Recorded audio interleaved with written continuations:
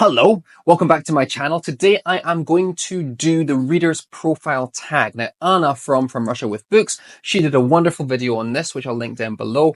She tagged me in it about 2 weeks ago, to be honest. It's taken me a little bit of time to get to this video, but I really do want to answer the questions within the tag, because the questions within the tag I think are really engaging and interesting. Sometimes I look at various tags and there's nothing wrong with this, but it's just sort of nominate one book.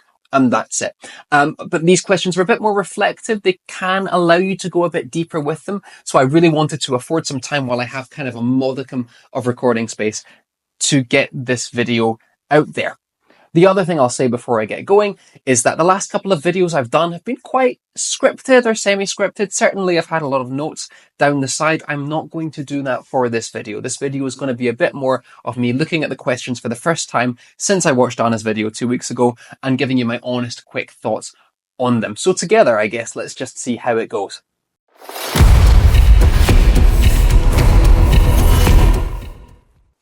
Question number 1.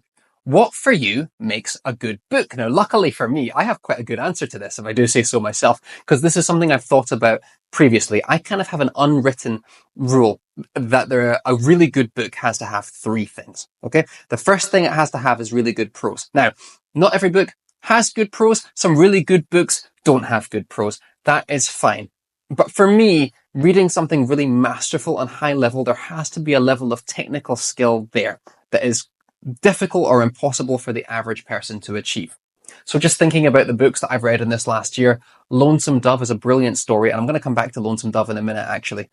Really lovely prose, really dry, a semi-sarcastic tone that perfectly captures the flavour of what that book is trying to achieve. R. Scott Baker, The Darkness That Comes Before, trying to accomplish something very different from Lonesome Dove, but at the same time the prose is working hand in hand with that story to make a really interesting, engaging text. Even books that I really appreciate, but maybe aren't my favourite. I mean, Name of the Wind always gets that mention for how good the prose is. Guy Gavriel Kay, brilliant, brilliant prose. I'm always very impressed by writers who can do stuff on a technical level to make their story more, I guess the word is delicious, right? That you want to keep reading it because the words just sort of taste good as you're reading them. If that makes sense. Is that weird? Number 2 has to be thematic complexity. Now, what I mean by this is that the book has to be asking questions and not just resolving them for you. For me, this is what sets a good book apart from a really good book. And actually, speaking of Anna, we did a video together on Blood over Brighthaven, which to be honest kind of fails this test a little bit. As much as I love Blood over Brighthaven, it is a bit guilty of this. It's very, very didactic. And I struggle with books that almost feel like they're teaching me a lesson. I do not mind books that push us to be better people, that have modern day issues. But sometimes I feel like a book can step too far if it's telling us what the message and the moral of the story is. For me, I much prefer a book that asks a bunch of questions, tosses them up in the air, makes the themes bounce off each other, and then leaves it for you to sort of make your own interpretation of. Now, there could be an underlying message there, but it's really important that it isn't just served to us, as often texts are. Malazan is a really wonderful example of this. It does have that core message of empathy and compassion and sacrifice, but at the same time, it doesn't just say, here is what that is. It makes you really go through that journey and explore those concepts. So one example of that in Malazan is this idea of sacrifice. Is it always good to sacrifice yourself? Or are there kind of hidden ramifications to sacrifice that we also need to be wary of? I think one of the best authors who does this sort of thematic complexity is actually Cormac McCarthy.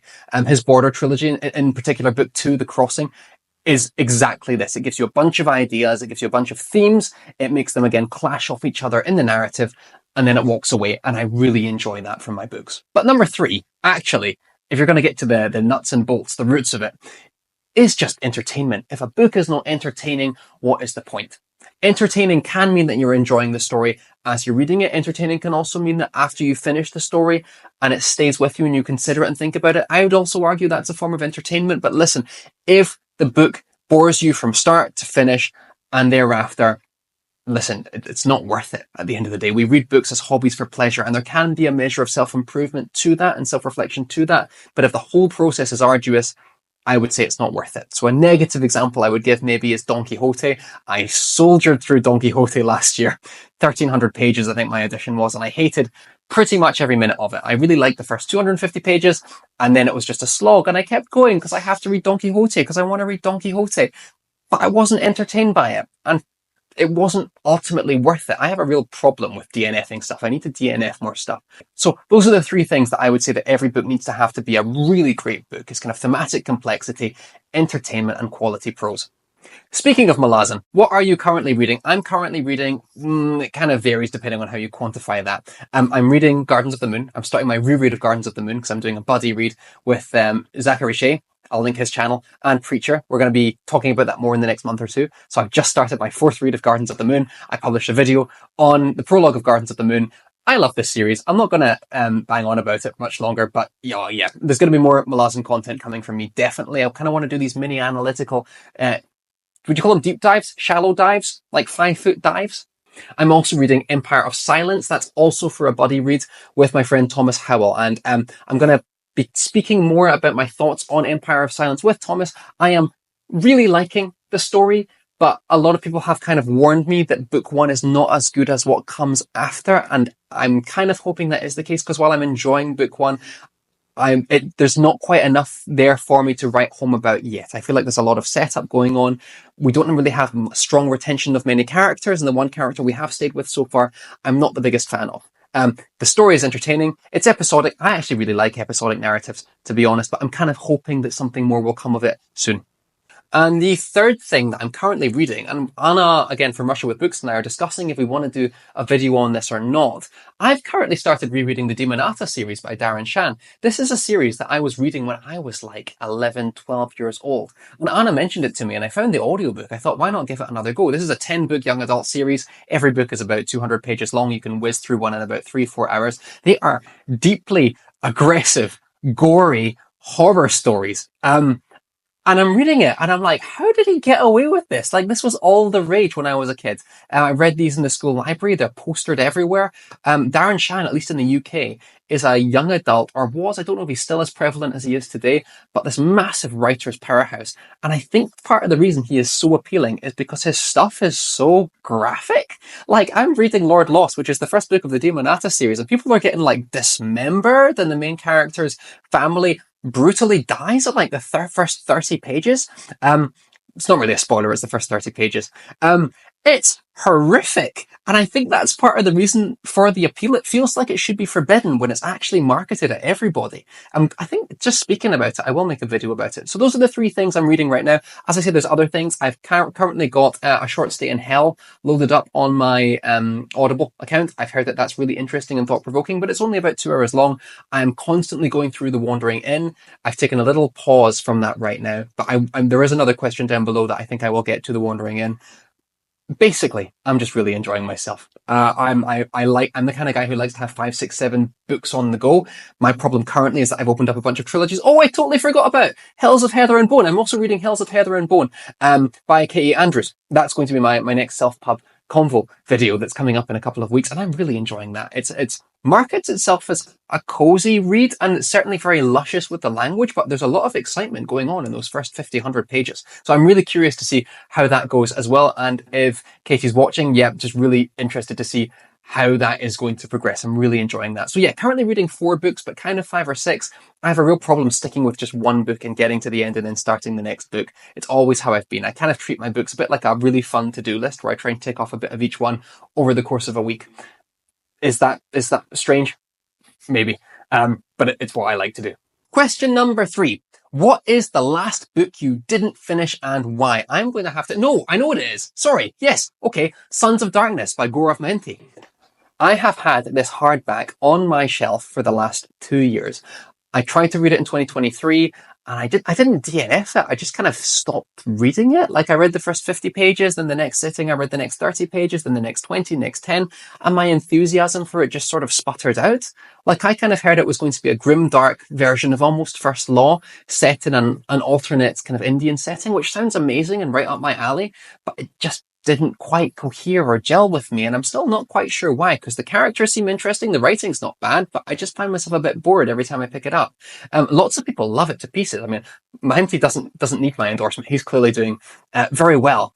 But I still have that hardback, and I'm thinking I'll give it one more go next time I'm somewhere like this on vacation and just see if I can get more than halfway through it. But unfortunately, if it's a third time is not the charm, then I'm just going to walk away. As I said previously, I think I need to get a bit better at just DNFing books in general. It's something I struggle with sometimes, is saying this is not it. Very often when I DNF a book, I don't think, okay, that's me done. I'll just sort of gradually stop reading it. And then eventually, like a month later, have to admit to myself that it's going back on the shelf. And that's another thing. I never chuck it out. I always put it back on the shelf, which is probably a bit of a flaw. But yeah, Sons of Darkness, I'll give it one more go. Failing that, I think it's probably game over for me in that series, which is fine. There's lots of series out there, and lots of people love Sons of Darkness as well. What's the next one? 1, 2, 3, 4. What obscure book do you wish other people would read? Obscure book. I'm going to give an answer here, not based on sci-fi and fantasy, which is generally my wheelhouse. I'm going to talk about the writings of B.S. Johnson. Brian Stanley Johnson. Brian, I'll go check that. Brian Stanley William Johnson, that was his name. I was introduced to this author in university when I took an experimental literature course. B.S. Johnson was this amazing writer, I think in the 1960s and 70s, this really experimental English author. And he only wrote about 5 or 6 books, but each of them was just really weird and kooky, and not very long, quite short as well. So one of his books is called House Mother Normal. House Mother Normal is about a group of elderly people in a care home, and the entire novel is just one scene, but the scene is told 8 different times, I think 8 different times by each of the people in the care home, and you hear it from their perspective. And some of them are pretty much hale and coherent, some of them maybe have some medical needs going on, some people are suffering with dementia, and so you get this same scene over and over and over again from the various different people's perspectives. I have a real kind of enjoyment of fiction that goes a bit weird. What else did B.S. Johnson write? He wrote a book called The Unfortunates, which is a book in a box. You open it up, there's actually about 20 chapters in little leaflets. You can shuffle them and read them in any order. They're all about a man who's going to report a football game as part of his job as a sports journalist, but it's also him kind of reflecting on his life and I think his partner. Semi-autobiographical, I believe. I could be wrong there. It's almost like a mini Ulysses. But the idea is that you can shuffle these papers and read them in any order, and again, maybe have different kind of thoughts and sparks kind of connecting in your mind based on the sequence that you're reading them. Really enjoyed that book. Another one he did was Trawl. I believe this one was semi-autobiographical as well. He basically just signed up to stay in the North Sea with a bunch of fishermen for a few months, and the whole thing is just him getting seasick. This sounds terrible, but it's just really fun. This man recounting getting seasick a lot. Why did I do this? Do I really need the material for my stuff this badly? As he sails up into basically the end of nowhere. I need to reread some of these books, actually. I've got them all back home. B.S. Johnson is just one of these writers that even when his books are bad, they're still interesting. And I really enjoy that kind of subgenre of experimental literature. I'll give you a couple more, actually. Kenneth Goldsmith is a writer I really like. And it's really difficult to market Kenneth Goldsmith to people because he's just a plagiarist. He has a book or kind of artistic series called Printing Out the Internet, where he just prints out the internet and kind of puts it all together, and that was his project. He has a book called Fidget, where he just spends, I think it's 24 hours recording all of his bodily functions, scratch ear, scratch head, push glasses up. That is the entire novel. He wrote another novel called Soliloquy, where it was just every single piece of speech that he utters, and that is the book. I quite like experimental literature, and just speaking about it, I want to get back into it. Then maybe I should make a video on this, because aside from sci-fi and fantasy, this is a subgenre I really enjoy and kind of think should get a little bit more cred. And a lot of these kind of experimental novels sort of come from books like Tristram Shandy, for example. A very famous book from about 250 years ago, where the narrator is telling his life story leading up to his own birth or conception, I believe. I've always had a soft spot for kind of kooky books that make you kind of raise an eyebrow, but in a very enjoyable way, because I find that with these books, even when they're bad, they're still interesting. And maybe this is a wayward answer, because I'm not really giving you any specific book, but just the whole experimental fiction subgenre, these kind of art pieces I find endlessly let's use the word endearing. They're very endearing. And I might provide a link to some of these books I've been talking about below. I think they just deserve more attention, because even when they make you angry, that's still an aesthetic response that deserves some recognition. What's the longest book you've ever read? Right. I'll need to double check this. If we're talking about single volumes, I can't really talk about The Wandering Inn. Last year, 2 years ago, I read a book called, oh my goodness, what was it called? It was 1,800 pages long. I can't remember the name, which doesn't speak very highly of it. What's the name of it? Hold on a second. I'm looking it up on Goodreads. Oh, I know what it's called. The Mystery.doc. The Mystery.doc, I think, is about 1,800 pages. Let me check that. Okay, the Mystery.doc is 1,664 pages. I read that 2 years ago, and it took me 3 days, because we're talking only about raw page count here. A lot of these pages are blank, or artistic, or are experimental. It's a really interesting book. I don't know how to talk about it, because it's almost more like a 1,600-page meta-textual, meta-fictional poem than anything else. Again, it's going back to my love of sort of experimental stuff. The main character wakes up with amnesia. He is a writer. Everyone's telling him, when are you going to write your next novel? And it's him basically compiling a bunch of stuff to get this novel together. So it's kind of almost like a scrapbook novel kind of a thing. I don't know if I'm really selling these books to anyone, but you can see the excitement on my face. I enjoy them. Again, I'm talking about page count here because, as I said, this is a scrapbook. You've got kind of recordings, true crime events, pictures just stapled into this novel. It was a good time. That is probably the longest in terms of page count if you're not counting The Wandering Inn. If you're counting The Wandering Inn, then volume 4, I believe, was about 2,000 something pages long and change. But again, I feel like with The Wandering Inn, page count isn't quite fair, because at least it seems to me with The Wandering Inn that the Kindle pages are quite small. It's a small amount of words per page. So I'd probably have to say, just to be consistent and fair, most likely War and Peace is the longest single volume work I've ever read. And you know what? I had such a good time with War and Peace. In 2018, I was traveling across Russia with my wife. We did like a 30-day cross-Russia Trans-Siberian thing. Couldn't really do that now. In preparation, rather than learn a whole bunch of Russian, I tried to do that. I failed miserably. I read War and Peace every night in the lead up to this journey. I read about 30, 40 pages of War and Peace. Really enjoyable, pretentious time. If you could have a dinner party with 5 fictional characters, who would they be? This one I struggle with, because what are you looking for from a good dinner party guest? Are you looking for them just to be entertaining? Are you looking for them to be like a sparkling conversationalist? Are you looking for someone who's actually going to listen to you and tell a story? Because often in fiction, I find these people aren't the same people. So first 5 people that come to mind here. Doctor Who. Which Doctor? I'm going to say David Tennant's 14th Doctor, not his 10th, his 14th.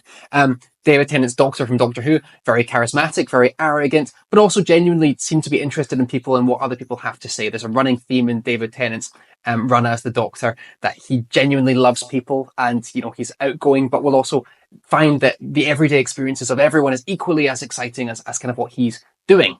The 14th Doctor is like that, but a bit more mellow, a bit more chill, a bit more, in the zone than the slightly more ecstatic, engaged 10th Doctor. So I'm going to say David Tennant's 14th Doctor for number 1. This is another thing. Sorry, I'm making a cup of tea. This is another thing. Do the characters have to get on? Because number 2, I'm going to say, is Tyrion Lannister from the Game of Thrones Song of Ice and Fire kind of universe. I don't know if him and David Tennant would get on very well, but I think he's also an interesting dinner party guest. I'm going to say Tyrion Lannister, number 2. Number 3 is going to be the Fool from the Realm of the Elderlings. Now, I've only gone up to the end of Tawny Man, so I could be totally wrong here. He could actually be a terrible, heinous murderer, but so far, I really enjoy the Fool as a character. Again, that thing, interested in other people, engaged, wise, but not just completely full of themselves. So I think that would be a very interesting character to choose. I think the Fool, they are such a wonderful creation by Hobbin. I think that would be a really interesting person to have in there. I'm also going to add Nimona by N.D. Stevenson. Now, Nimona's a graphic novel that I've talked about. Sorry, I'm just disappearing as I'm having this conversation now, so I can put my cup of tea down. Nimona is a graphic novel by N.D. Stevenson. Nimona is a shape-shifting teenager who can do whatever she likes. She is witty, she is funny, she is acerbic. She causes chaos. I'm a bit nervous to have Nimona there, but I think if she kind of stayed within the humanish shape and she didn't, become like a rampaging rhinoceros too early on in the dinner party. That would be really good fun as well. Who do I want last? Again, I could say someone like T-Hole Bedek, but I feel like from Malazan, but I feel like he's kind of fulfilling that same thing as, for example, Tyrion Lannister. Witty, kind of smug. Do we just want those people to their energy to crackle off each other? Maybe not. I have spent about 2 minutes staring into space trying to think of an answer to this now, by the way, just so you're aware. Aaron Solstice. Do you know what? We're going to go back to the Wandering Inn. Aaron Solstice would be perfect for two reasons. First of all, she's funny, she's engaging, she'd be a good contributor to the dinner party. She's also a good cook. Great. But number three as well, she's willing to tell anyone if they're out of line. So I'm thinking the previous four people I have, things could get very gnarly very quickly. Someone like Aaron to kind of say, guys, chill or I'm going to smack you with my frying pan would work out very well. Erin Stolz. Somebody can't say her name. Erin Stolz. Speaking of Wandering Inn, 5 books you would want if stranded on a desert island. Wandering Inn, absolutely. I once quantified, I think I've said this on a previous video, how long the Wandering Inn would be currently if printed out on a receipt. And the answer is about 3 miles long. So listen, to have that much reading material would be fabulous if I'm going to be bored and stuck on a deserted island. Could also probably paper mache myself a boat with 3 miles of receipt and just get out of there. But yeah, Wandering Inn, number one. I'm just so enjoying my time with the Wandering Inn. Side note, I've said in previous videos that I want to make more Wandering Inn content. And the truth is, I still do. I'm just not quite sure how to approach it, right? Because every book is about 2,000 pages long.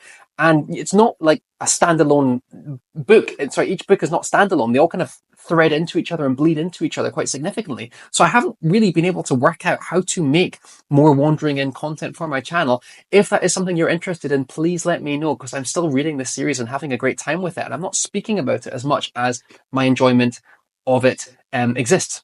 So we've got Wandering Inn, number one. If we're now going to stop cheating and do 4 standalone books, I guess it has to be stuff I've already read, right? So, I mean, ideally, I'd like some new content. Let's have one more big classical work, like War and Peace. Could be War and Peace, The Brothers Karamazov, Anna Karenina, something like that. It doesn't really matter if I've read it before or previously, but some big chunky literary work to make me really think and chew through slowly. I spoke again in that previous question about thematic complexity, and you get a lot of that, I think, with a big classic literary work. Number 3, do you know what? Is this a terrible answer? It might be a terrible answer. I kind of want something that's a bit productive, like a language dictionary or something. I might as well learn like flipping Spanish if I'm sitting on an island doing nothing. So something that will teach me some kind of skill, how to build a boat 101. Can't do that. Maybe some kind of foreign language dictionary where I could actually kind of get to grips with something. So that's number 3. Number 4, similarly, is this a really dull answer? I kind of want some philosophy in there, like maybe some compendium of the greatest philosophical thinkers of all time, so I can flip through that. You kind of want, on a desert island book, something that you can chew through slowly and not something that you can read because it's zippy and fun. Like, as much as I love Stephen King, I wouldn't bring The Dark Tower because I could read that whole series in 3 days and then be stuck on my island with nothing to do. So I think Wandering Inn, classic literary text, dictionary, classic philosophy, and then, this is so boring, I do apologize, some kind of complete poetic work, like the complete Shakespeare, or maybe someone like Milton or something, like some big, thick thing of poetry to chew through as well. You do not want something that you're going to read in 3 days. You want there to be a bit more, what's the word? Cognitive meat on the bones of the stuff you're going to bring on the island. So that's my answer. I'm almost embarrassed by it, but I think, to be honest, my answer would last longer on the island than most other people's. One book you could not put down, The Terror by Dan Simmons, or Hyperion. Dan Simmons, I've spoken about a couple of times on my channel, but I've never properly given him a dedicated video. I'm sure that will come at some point. I love this man to death. I think he's fabulous. And he's got such a wide variety of stuff in his bibliography. But the 2 books I literally could not stop reading was Hyperion and The Terror. Hyperion is the Canterbury Tales set in space. These pilgrims are walking to what they think is their death, and they're telling their stories along the way, and each one is almost a different genre. Really wonderful, especially that first story, the one that the first pilgrim says, is just, it's exquisite. It's so good. I think, though, to be honest, I think that The Terror edges it out slightly. The Terror is this brilliant 600, 700 page historical horror novel, hypothesizing what might have happened to these people who tried to find the Northwest Passage through the kind of the Canadian islands and failed miserably. And there's a real life story that these people went off on the Terror and the Erebus, these two boats, and were never seen again. And Dan Simmons hypothesizes what happened to these people. Oh, it's there is a sense of doom pervading this book because, again, you know that historically all these people have died.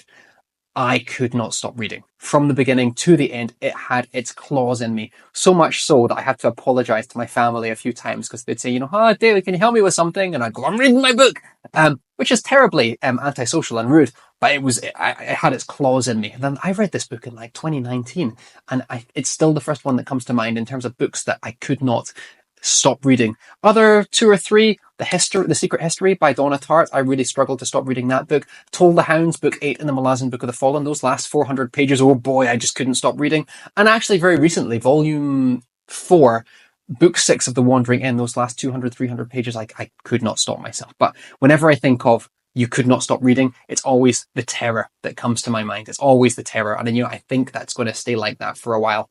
5 books or authors you will never read. Never. I kind of want to skip this one. I'm not going to give you 5. I'll just give my general thoughts. I'm not a huge non-fiction guy. I will read non-fiction if the topic really interests me. But listen, for example, a historical book. I have had China Miéville's stuff on the Russian Revolution on my shelf for about 400. I was going to say 400 pages. I've had it on my shelf for about 2 or 3 years, and it's about 400 pages long. And I've just never been drawn to it. And I don't know why. I guess with historical detail, a YouTube video, and I spoke about this with Marie Mullaney in the interview I did with her, I just always find it easier to watch a video describing history than I do to read about it. So that's kind of something I'm not very interested in. And listen, if there is a good book that does it, I might pick it up, but it's not something I ever gravitate towards. And it's similar for me with self-help. I'm not really a big self-help guy, but all these books that, rags to riches in 24 months, I always look at them and go, I'll keep my rags. I don't know. I struggle with nonfiction. The exception will be ancient history, something about communing with a writer from 2,000, 3,000, 4,000 years ago. That I find that quite enthralling. The idea that I can pick up Herodotus or Thucydides and look at those and go, it's almost like someone is speaking to me from a previous age. I mean, that's what it is. Someone speaking to you from a previous age. I love those books. But modern day nonfiction is something that doesn't really hold my attention. And certainly when I'm in a bookstore, it's not something I gravitate towards. Authors I've bounced off, Murakami. I'd love to love Murakami, but every time I read one of his books, it just doesn't do it for me. Who else? There's very few writers I won't try, to be honest. I think that's one of the joys of reading is when you pick up a book that you had no idea you were going to love, and then it just got its hooks into you. I was being a bit mean to Blood over Brighthaven earlier, but the truth is I really enjoyed my time with that book, and M.L. Wang was just one of these people that I knew of as an author with some good books under her belt, but it wasn't until I picked up Blood over Brighthaven and read it, I enjoyed that book so much. And okay, yeah, it is very didactic. It wears its lessons on its sleeve, but the reality is those 400 pages flew by for me. I really enjoyed them deeply. So I'll never say no to anything unless I think it's in some way harmful, or maybe an author who is particularly harmful in their outside of writing life. I try to keep that door as wide open as possible to kind of expose myself to as many ideas as I can. If you were to write a book, why did I say it like that? If you were to write a book, what would it be about? I feel like I'm the only booktuber who doesn't have a book on the go. I deeply admire fantasy writers and how they're able to generate so much stuff and material and characters and worlds and all this stuff just from what's going on in here. Of course, they're pulling from other sources. They would all admit that. But the level of creativity, I don't think I have that to write a longer fantasy book. I think I might have it within myself to write some kind of 200, 250 page novella, something that kind of has a key idea, but is thinner on the world building and is much more about maybe a single character and their journey. Having just slated non-fiction, I do keep a diary. I keep a journal on and off. I try and do it as religiously as possible, but things fall to the wayside. I really like kind of scrapbooking my life. And maybe I could see myself, if I was ever this huge, famous human being, which I have no desire of being, publishing the diaries. That sounds so narcissistic. Listen, the question asked me, okay? The writing that I tend to produce the most in my own free time is a diary. So I guess the answer is if I were to publish some kind of book, it would probably have to be my diaries. Now, the diary, most entries would be something along the lines of woke up, had a cup of tea, and then went back to sleep for 3 hours.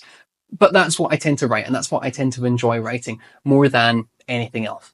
Hello, I'd stopped recording, and then I remembered that I forgot to do some kind of outro, and I forgot to tag some other people. So I am going to tag Zachary Shea. Shea's channel is excellent. Look him up. I'm going to put him in the description down below. I'm also going to tag Preacher. The reason I'm tagging these two people is that we are doing a Malazan reread together over this next several months, years, however long it takes. Certainly we're doing Gardens together and we'll see how it goes from there. But gentlemen, you're up. But yeah, this has been my reader's profile tag. I think I've gotten a bit too excited over the course of this video, but hey, books make me excited. What are you going to do? Thanks very much for watching. Please consider liking, subscribing, all that good stuff. And until then, I will see you on the next one. Goodbye.